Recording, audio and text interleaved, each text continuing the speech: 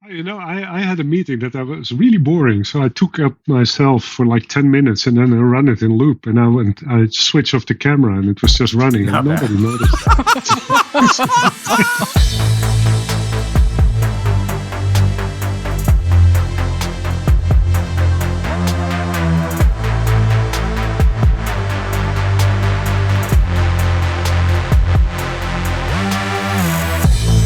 Welcome to Cloud Realities, a conversation show exploring the practical and exciting alternate realities that can be unleashed through cloud-driven transformation. I'm Dave Chapman. I'm Sjoukje Rob. And I'm Rob Kernahan. And we're back with the second part of the TechnoVision 2024 launch specials.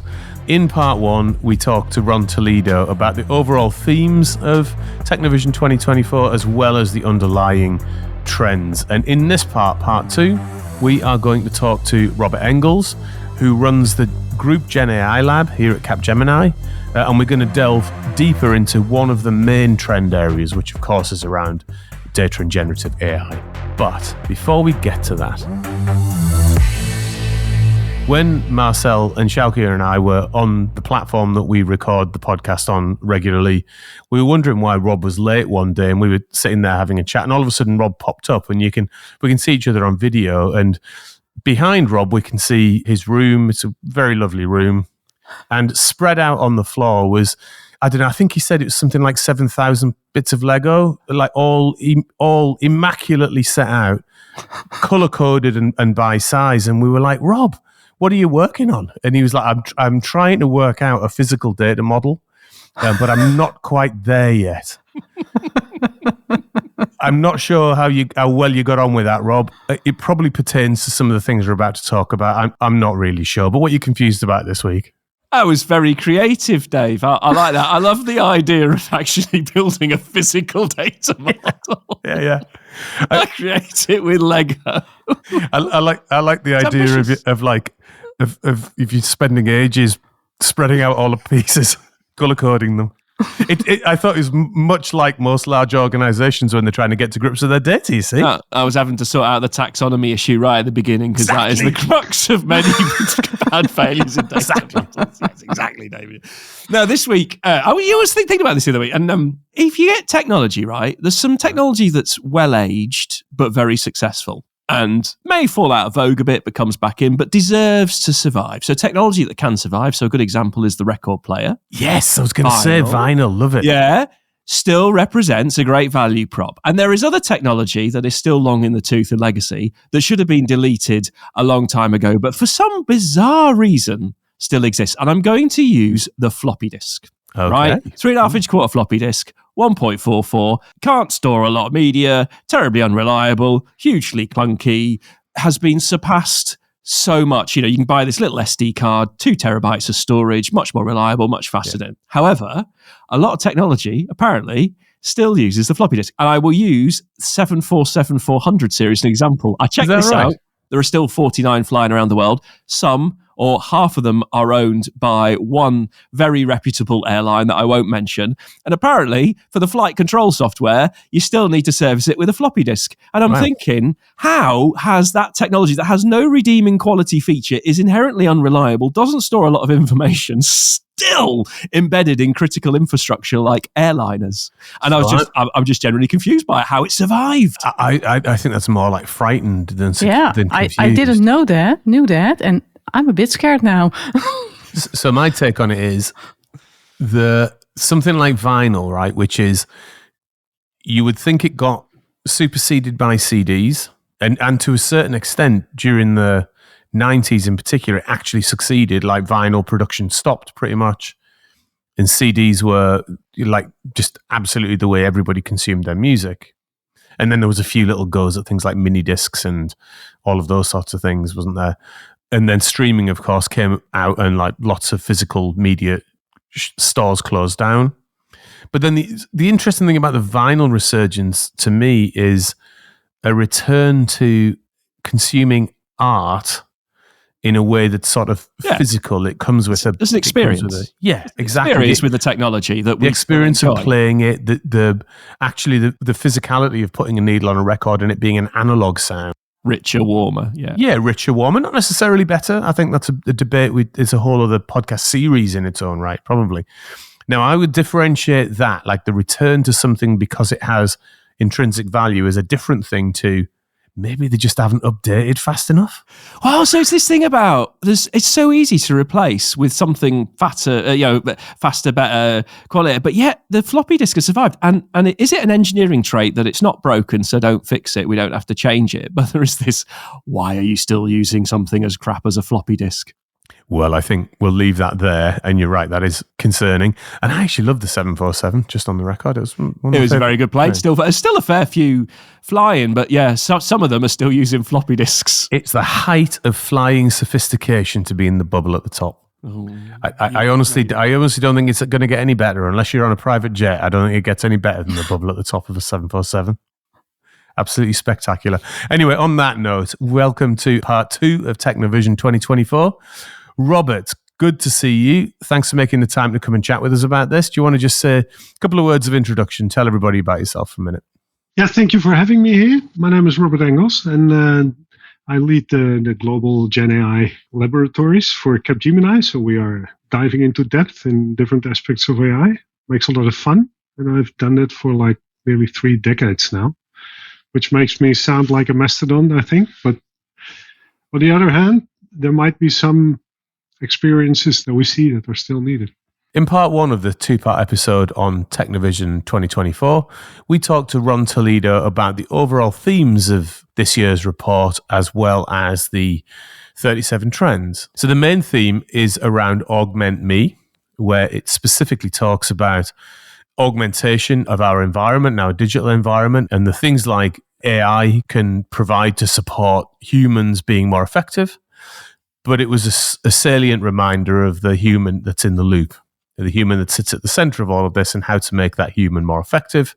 And then Ron also made numerous points about how that level of augmentation can also bring about a new view of what the human is capable of. And then we talked about the main trends, which was summarized into 6 different containers, which were around the infrastructure, the application, data, process on the fly, user experience and collaboration, and then finally, how it all comes together into some design principles. Now, data and AI, it won't surprise anybody to hear, was a very thick thread through all of the trends and is central also to the Augment Me theme. So what we thought we'd do in the second part is actually dive deeper into the data and AI trend itself. So, Robert, give us your view to start with on that thread. So data and AI is probably always a core thread in something like TechnoVision, and thankfully, and you'll be relieved to hear this, Robert, because the other Robert on the call, Robert Kernahan, has been around long enough to be there at the inception of TechnoVision 2023, right? Yeah. I remember the heady days when it appeared for the first time. Was that TechnoVision 1971, Rob? It was.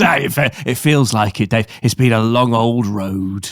So my thesis then here is that data, if it wasn't in the first couple, has probably been a very long-running thread throughout TechnoVision history. Would that be fair? Yeah. So lots of the themes have sustained in TechnoVision. In the early days, it was called Thriving on Data, where we were talking about bringing your silos of data together, getting better understanding of what was going on, operational excellence, which maintains a core theme for all organizations. And like the compute used to be called invisible infrastructure, which was about the cloud abstraction and everything as code and sort of like coming in. And we had the U experience, which is all about the personalization of tech. And I think over the 17 years that we've been releasing the publication, that it's evolved into what we know today, and it's kept track with what interests you. Of course, that's the idea. It is thought leadership. What I like about it is it just gives you that forward view and the things you need to think about. So it's a great prompt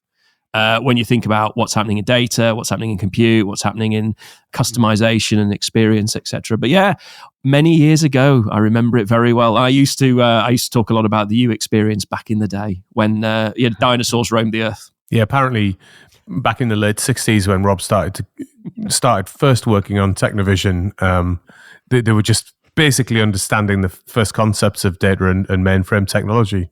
But Robert, bring us right up to date. Well, the fun part is thriving on data is still called thriving on data. So the topic of data has not really changed, huh? It's No, still it data hasn't points moved on. that you collect. It's just the volume that changed.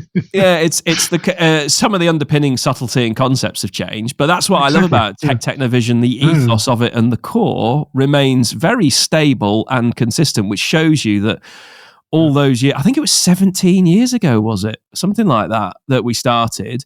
The things we were talking about there have become the things that we are actually implementing and doing now. So, testament to the early iterations of the theory.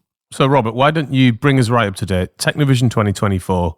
Where is data sitting in the work this time, and how does it inform all of the other ones? Given the rapid increase of things like Gen AI adoption over the course of the last 18 months. Yeah, the interesting thing is, I mean, like I said, the container is still there. It's been there all the time. So thriving on data is there. You see that many of the topics that play an important role in thriving on data. So the data sharing is caring trend, power to the people trends, and so on. They're still there. We got some new things coming up because we're scaling up our thriving on data. We are not scaling up the container. We're scaling up our data landscapes and ecosystems. And new issues that pop up are, for example, about the net zero data. So can you actually work on sustainability? Because we are really creating a lot of data graveyards that are on spinning disks and use electricity. The other way around, if you have an enormous amount of data about your context of your organization, can you use that data to become more sustainable? So these kind of issues can now play a role. So that's part of the container as well. Another trend was the thing with data. So really data at the edge. We have an abundant amount of data that is created at the edge now, and more will come.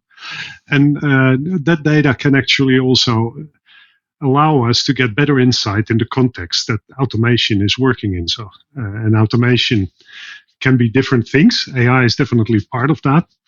But we look now into that topic as well. So how can we actually already at the edge work with and on data? And what can it mean for the rest of the tires around it? And then we have a new trend that we introduced now with the whole generative AI hype that is coming, that came up last year. That it is a different type of AI that is more fuzzy, more probabilistic than what we have done before in many cases.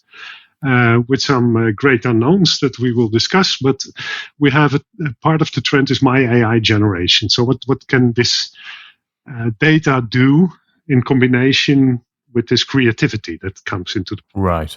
And do you see a path forward at the moment? Because one of the things we've talked about a lot when it comes to the use of data with AI is that a lot of organizations have struggled for 20, 30 years in terms of things like master data management, data organization, data structures.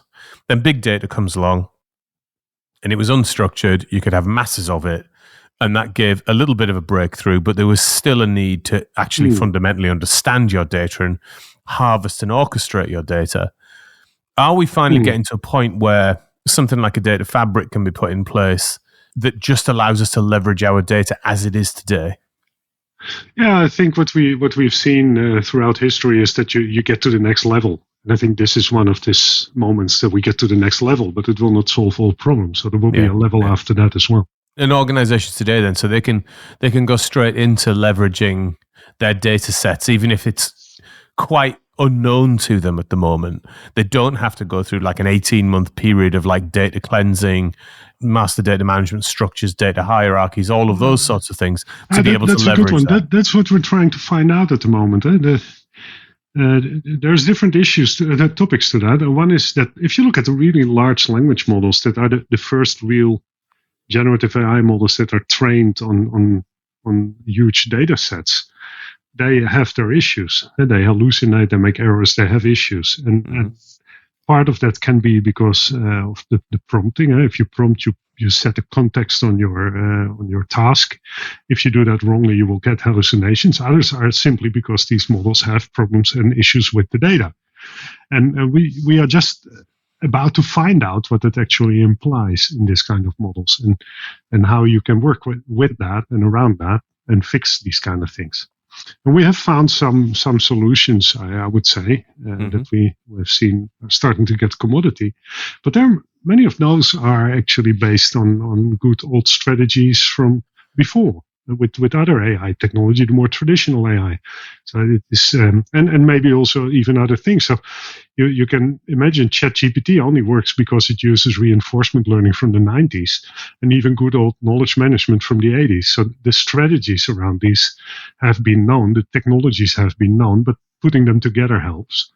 That is one thing. On the other hand, we have the whole data engineering.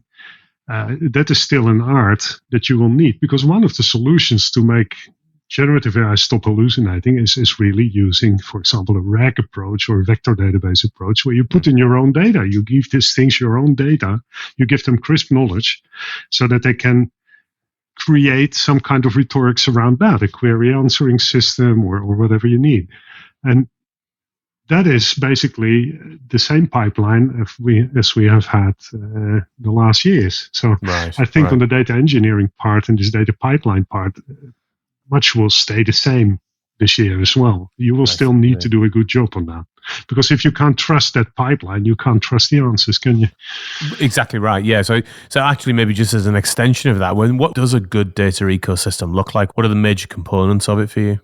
Well, what we have seen just before the Gen AI hype was this whole data mesh topic. And data mesh and data fabrics and all that kind of things were actually approaches, or are approaches, because they're still just as actual. They're just like undersnowed by a new hype, but they're very important elements of this. So I think if you have a good data fabric or data mesh based ecosystem, you will be able to tackle a lot of the scenarios that you will have to tackle if you want to apply generative AI at scale in your organization. So let's use that as a bridge then into generative AI itself. So Gartner recently have published a report that basically is looking at investment trends across IT departments and tech departments in all kinds of organizations. And one of the interesting things they pluck out is that for all of the noise and hype curve stuff that's going on around Gen AI at the moment, actually the investment in it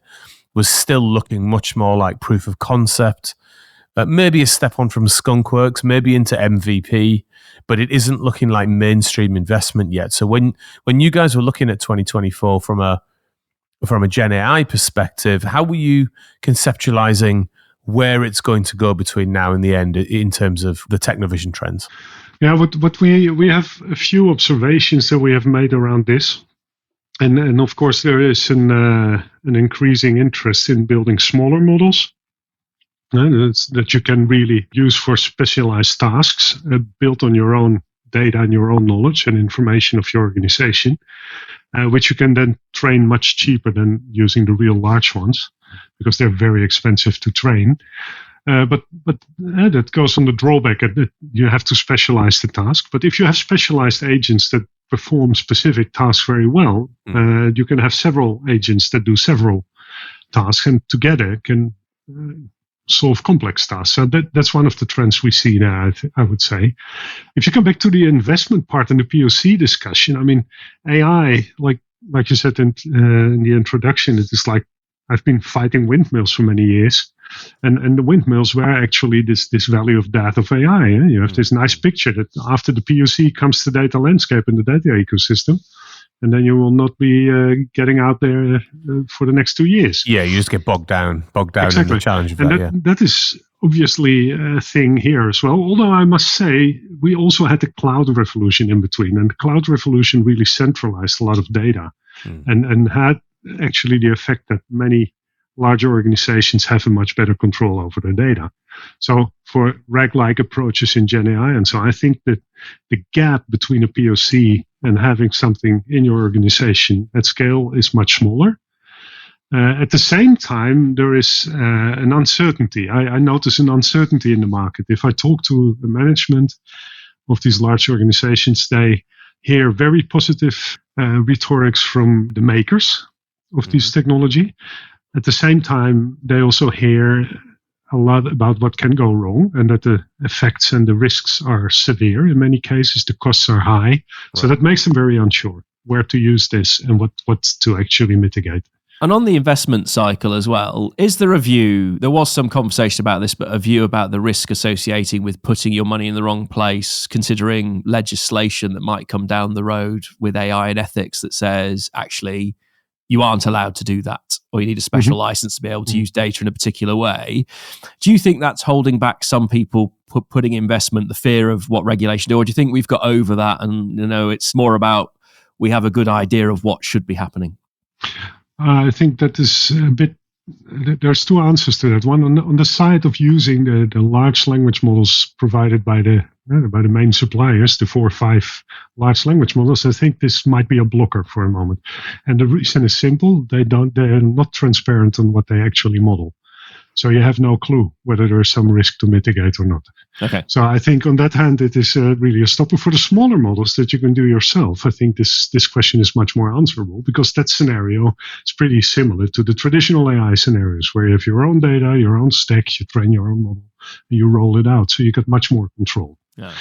So I think that's a two-sided question, really. The other thing that occurs to me when organizations are starting to think about AI and use cases is this notion that I think you cover in Techno 2024, which is the use cases are really quite similar use cases to ones we've cracked in the past.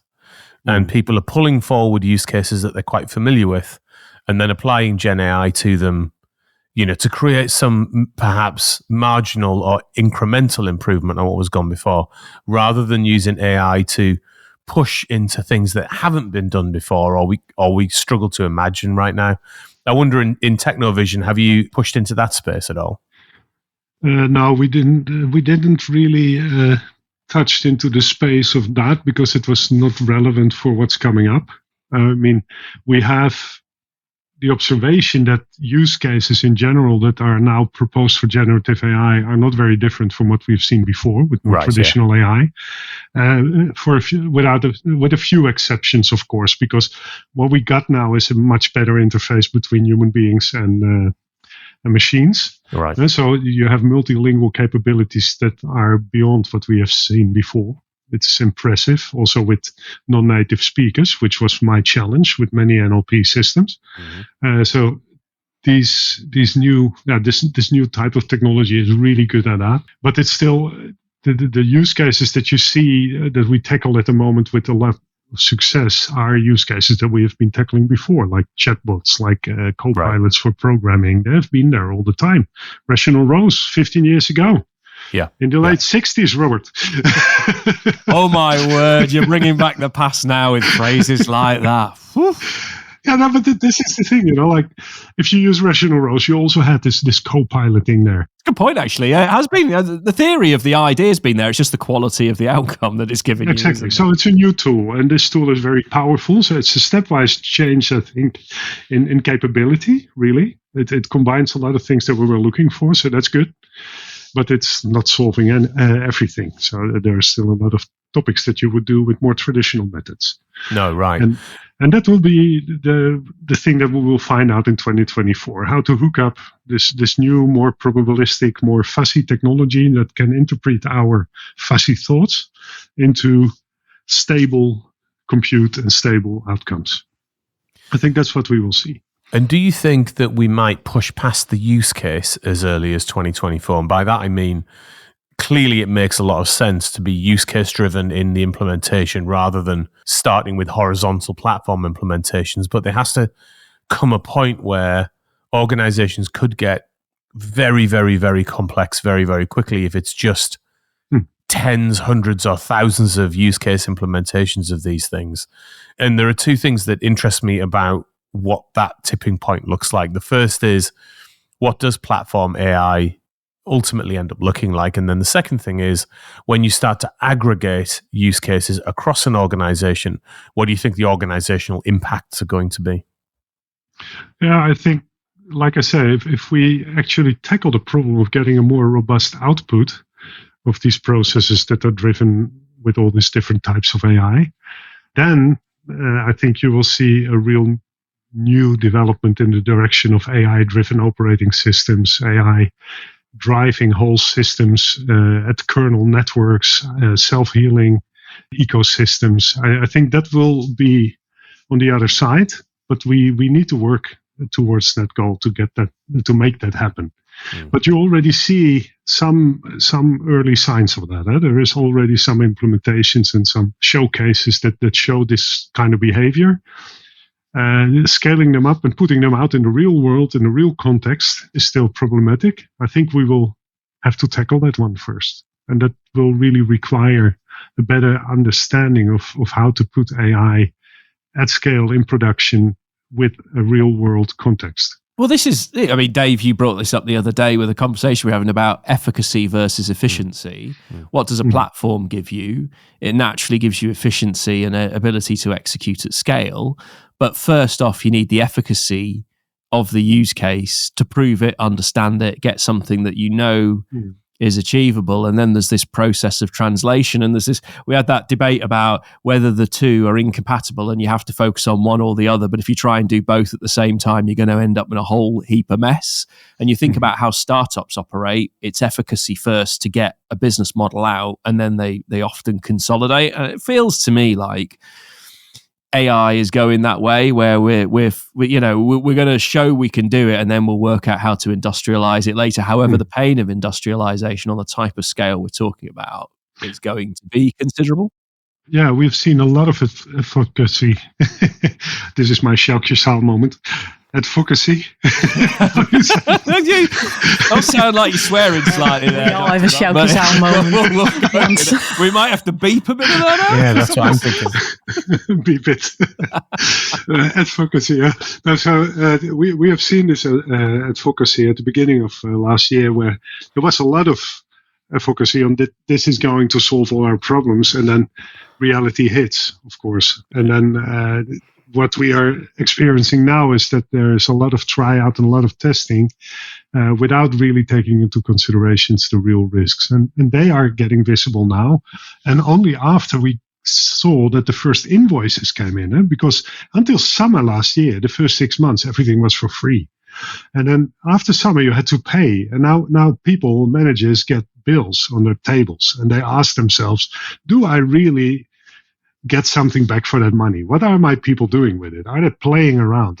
What are they doing? Making funny pictures of unicorns? Do I want to pay that bill? And that also is then related to this risk issue, because they know there are risks and they can't identify them up front. And that is a real issue. So we do have work to do on the trust and the confidence part. And there's always that you must be safe, you must be legal. Yeah, at the core of it, whatever you undertake must be a moral action and done with the right justification and check that. But as you say perfectly, what are the unintended consequences of the path you're walking down? And a lot of people in an organization that might be fearful of maybe falling foul of that. But there's also this bit about, if you don't, where does that leave you as others outpace you by using the technology? And it's like a tightrope walk, isn't it? About you've got to embrace the new, but ensure you still sort of stay on the right side of the good.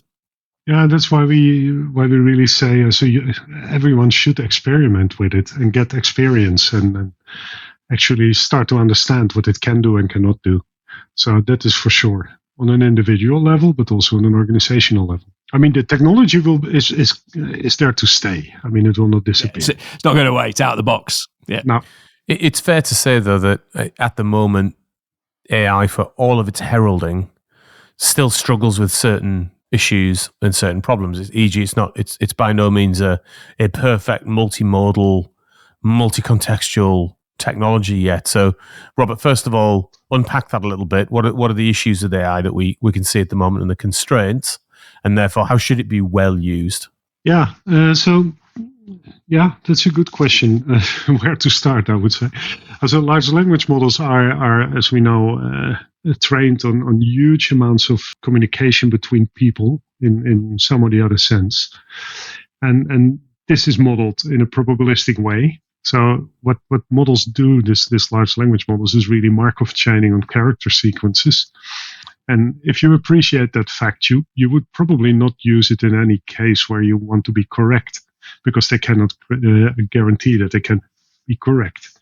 Now, people, because it uses a language that is very, very authoritative. And this is the first time really in human history that we have something else than humans talking to us in a way that makes sense. So we are a bit like overwhelmed, I think, and we actually give it much more credit than it should have, the answers, I mean. And then we use it for things it shouldn't be used for. So, for example, mathematics. 2 plus 2 is 4 in GPT-4 costs you $6 or something. Right. We do have a calculator from the 70s that does it in 0.1 microsecond. I think Robert still has one. So Slide rule, mate. I started on slide rules. He's got it in his breast pocket with his pocket protector. Yeah, top pocket, a couple of pens and a slide rule. I know where the real action's at. No, but these things do it for a microcent. So why not use that? Huh? So that is, and you see that kind of functionality starting to become more common in these implementations. But then with the D root, so what they now do is that a language model identifies something as a formula or as a summation or a product of something, some numbers, some mathematics, and it just writes a little Python script and then executes that Python script in a virtual space, gets an answer returned, which obviously is correct for the calculation. You cannot guarantee that the Python script is correct, but the outcome of the Python script will reflect what went in there. And then they get it back. But that's what you do with the calculator. You receive a maths problem, you go, the AI write the Python script, same as me picking up the calculator and punching in the buttons. I might get the punch of the buttons wrong and then read the result and might be wrong, but that's a human trait in the sense that humans are not infallible. Yeah, so we get actually 3 different directions then to distinguish between. One is the multi-capable systems, so that have different capabilities. So mathematics, engineering, physics, logics, reasoning, all that kind of abstraction. All these different capabilities are lacking in a standard LLM because it's just imitating them. But we did implement logics. We did implement physics in Wolfram Alpha, for example. We did implement mathematics. So we can use that externally. And then if you combine that with the smaller language models that are trained for very specific tasks and running as a multi-agent system, this multi-agent system can represent that kind of capabilities in agents. So there can be a mathematical agent, a calculator agent. You can have some reasoning agents, and they can together find out things. So that is one of the ways I think you should look at it, so multi-capability. Then you have the multi-modality. So one model can actually tackle different modalities, and that is then images, text, sound in one and the same model.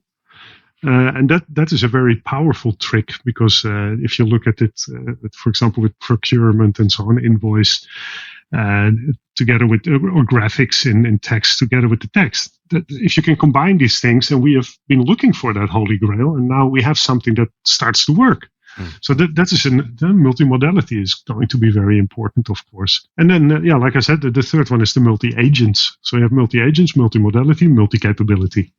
But I'm interested in also the contextual aspect of its use. So I think we were talking earlier about the notion that AI as it stands today can be very good within the context within which it's trained, but you take it out of that context and you put it in a different context, it's, no use. And with all AI, I would say, also the more traditional AI, if you put it into real life work in production somewhere in real life, in a real world context, it will have problems, and we have not solved that.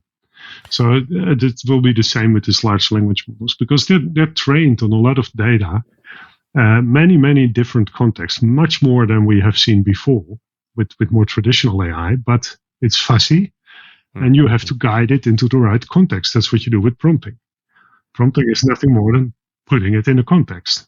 Does that bring us almost full circle back to Augment Me, where the human in the loop, which because we are multi-contextual animals, can provide the direction to it, basically? Yeah, I like that thought. Because I get often the question like, okay, what are we human beings going to do in 10 years? Are we going to be on holidays all the time? I think what we are extremely good at and extremely well equipped through the last 10,000s of years of evolution is really we're surviving in a context, in a real world. We have a multimodality in our perception of the world that these machines cannot capture yet. They don't have multimodal input. I mean, a Tesla only has a camera. It's only recently LiDAR was added to the game. It was only vision, and you should survive traffic with that. It's not good enough. There's many more modalities that you need to be able to tackle. And I think that is the issue where human beings are far superior over all AI at the moment, and that is being in the real world and understanding the context. I do wonder, though, as you talk about are we all going to be on holiday, is the vision of the Morlocks and the Eloi actually coming to life, where half of the population lives the life of Riley above and somebody still has to stick around and fix it when it goes wrong and do the plumbing? And it's that which is the half of society, happy days, the other half, maybe not. Maybe the vision from the... When was that book? When was The Time Machine written? Was it like 100 years ago or something now, is it? Must be close to that. Maybe it was the truth sayer of the time. Yeah. No, I mean, in another sense, we already experienced that. If you look at Norway, I mean, a Norwegian society, people that are here for several generations, there's a lot of work they don't want to do. So they import people to do that. I think it is the same. But what I think, I think augment me is a good concept, because what I really think is that in a few years from now, we will be really in our context in the real world, having a lot of tasks automated, be it transport or whatever, products, organizational processes, whatever. Things will be automated. We will be the context interpreters for many of that, and we will set our own context. And these things will have to react on that. And I think in that sense, there will be an augmentation with the digital world.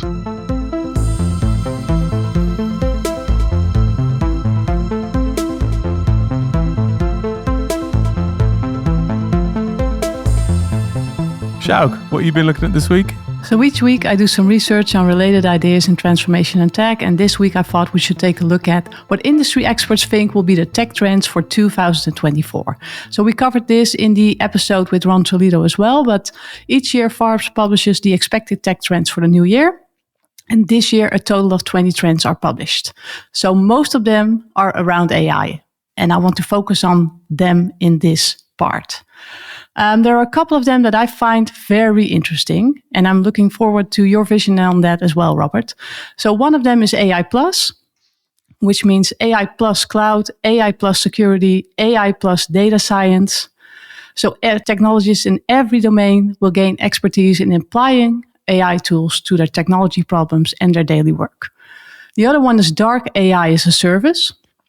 Global threat actors will call upon a ChatGPT-like solution to craft malicious attacks. Oh, God, that's got problems written all over it. Yeah, I was just going to say, as soon as they're like, Yeah, they just, oh my God, dark AI. Anyway, sorry, Sjouk, do continue.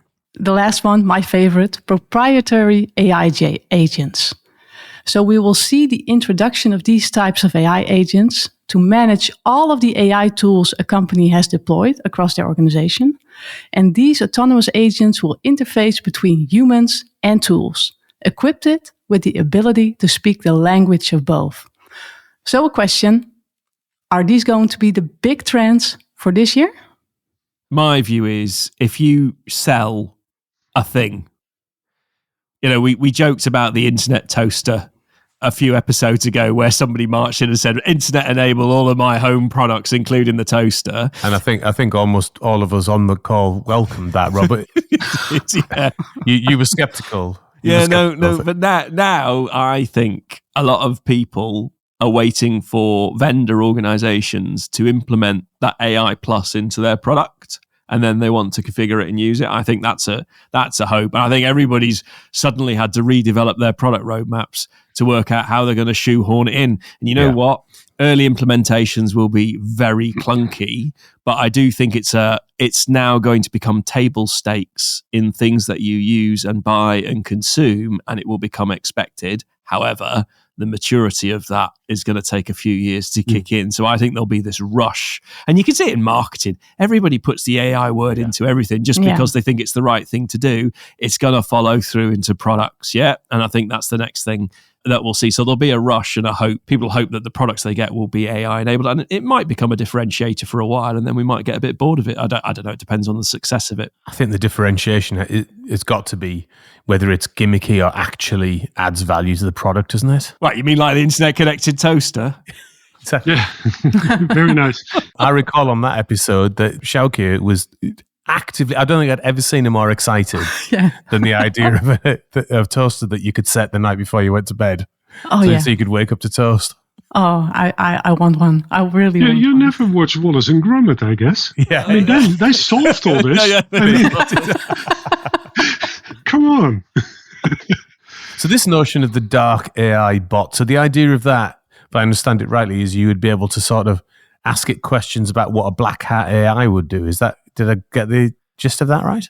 Yeah, but also write those phishing emails, right? Using ChatGPT.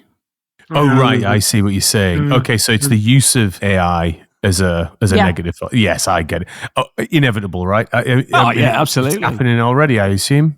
It goes further, that one as well. I mean, last week there was a paper published from some researchers that actually proved that you can crack guardrails of any of these large language models by using the other large language models to trigger. Right. I love it. AI against AI, who has the better model and who's going to win. It does feel like a bit of an arms race with technologies about to occur, about the forces of good and the forces of evil.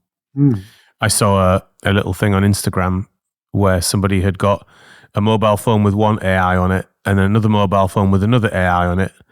And it had asked both of them to have a conversation about how to remove humans from the planet. Really? Brilliant. And it came with a number of pretty useful suggestions. Well, so this is the thing, though. You go back to, if you ask a computer how to reduce CO2 and you don't give it any guardrails, its answer will be, get rid of humans, yeah? That's the answer. Right. That's the logical, very cold, logical answer. However, humans might have a different opinion on that one. And so it's this setting it up so it doesn't come up with like answers like that, so it understands that that might be a bridge too far. Right. Robert, any final thoughts on AI in 2024 from Sjoukje's trends there? No, I think definitely. I mean, this completely AI platform thinking with AI Plus is definitely something that we will see a lot about. Together with the dark AI as a service thinking, I think we should have a decent discussion, and it will arise on single points of failure. If you actually start to integrate all this in everything, there will be probably a few actors that might be your single point of failure. That will definitely be a topic here, I think. And you had the last one, kind of an AI agents to do your work within an organization, for example, your personal agents. That is the augment me scenario, I feel that we have in TechnoVision. So it fits well. I think once we've got an AI that can send 5 incomprehensible emails a day, our producer can be replaced. Well, but this is the thing. This is the thing. We if you send me an email, Robert, that is auto-generated, and my bot is actually answering you, that might be fun. And they might find out how to remove us from the equation, and they already did then, by that sense. So, I mean, but what is the value of this conversation? Just generating loads of data, right? Yeah, and we already have a lot of it. I'm not sure that's unique to AI, though, is it? I think humans are very good at generating. I think humans are really good at having conversations where you're like, what is the value of this conversation? Yeah, but actually all that conversation has led to large language models, because now we have enough data to train large language models. So they're going to be incomprehensible as well. And that's why they're so good in deceiving us and actually make us believe that things are true, because they're just regurgitating what we are telling each other. Well, I'm looking forward to the TechnoVision 2026, where the overall theme is going to be Rise of the Robots. What do you reckon? Welcome our robot overlord. I mean, we've been here before, but I do believe it's happening sooner than people think. That dystopian future. Yeah, exactly. Look, on that note, Robert, thank you very much for joining us and giving us a deep dive into some of the themes and the provocations of the data and AI section of TechnoVision 2024. You're welcome. Now, we end every episode of this podcast by asking our guest what they're excited about doing next. And that could be looking out of your window, running out into the snow and building a snowman, or it could be something that you are doing in your professional life. So, Robert, what are you excited about doing next? Oh, there's many things I'm looking forward to. Of course, like you say, building snowman is nothing bad. Going on ski, it's beautiful weather in Norway now with snow and -5. So that's one thing. Summer coming up. I like that. And I cannot wait to see the future, actually, later this year. So in summer, we should maybe have a recap and see what happened after this podcast, because that would really be something that's cool. I think there will be a lot of changes that we even now cannot really foresee. So I'm really looking forward to some more radical things that happen. So a huge thanks to our guest this week. Robert, thank you so much for being on the show. Thanks also to our sound and editing wizards, Ben and Louis, our sleepy producer, Marcel, and of course to all of our listeners. We're on LinkedIn and X, Dave Chapman, Rob Kernahan, and Sjoukje Rob. Feel free to follow or connect with us, and please get in touch if you have any comments or ideas for the show. And of course, if you haven't already done that, rate and subscribe to our podcast. See you in another reality next week.